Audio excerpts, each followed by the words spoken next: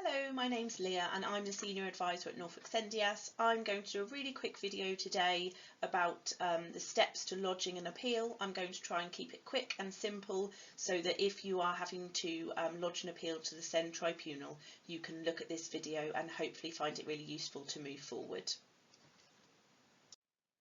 So something to bear in mind when you are lodging an appeal to the Send Tribunal is mediation. So mediation is something that you have to consider if you are thinking of appealing sections B and or F. So you must consider mediation in those cases. For a section I only appeal, you do not have to consider mediation, but you can choose to go to mediation if you wish to. So what is mediation? Mediation is free and can be a really useful tool to use before having to go to the tribunal. It is a lot quicker than the tribunal process, and it is less formal than a hearing, and it can help to resolve problems without having to lodge an appeal.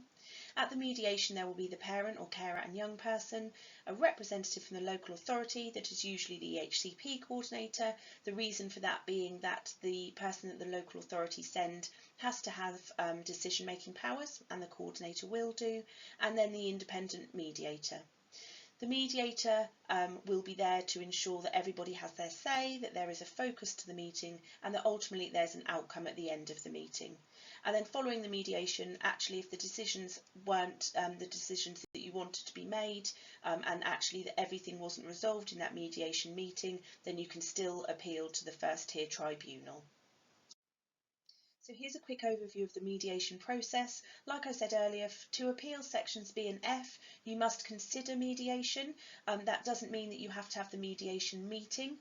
So I will talk you through what we mean by considering mediation. To consider mediation, you must call Kids Mediation on the number you can see there, and they will book you in what's called a MIAS call. It's a telephone call, and it's a mediation information awareness session, and this is where an independent mediator will explain the process and your options with mediation. Once you've considered mediation, so once you've either considered it and said no thank you, I don't wish to have a meeting following that MIAS call, or once you have participated in the mediation meeting, you will be issued a mediation certificate within 3 days, and that will then be used as part of your paperwork to lodge your appeal to the Send Tribunal for sections B and F.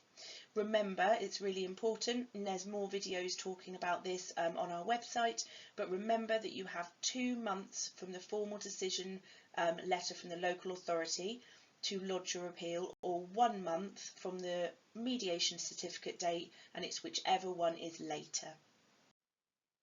And lastly here is how to actually lodge your appeal. So once you've got to this point following mediation, you complete the Send 35 form, which you can find on the Send Tribunal website.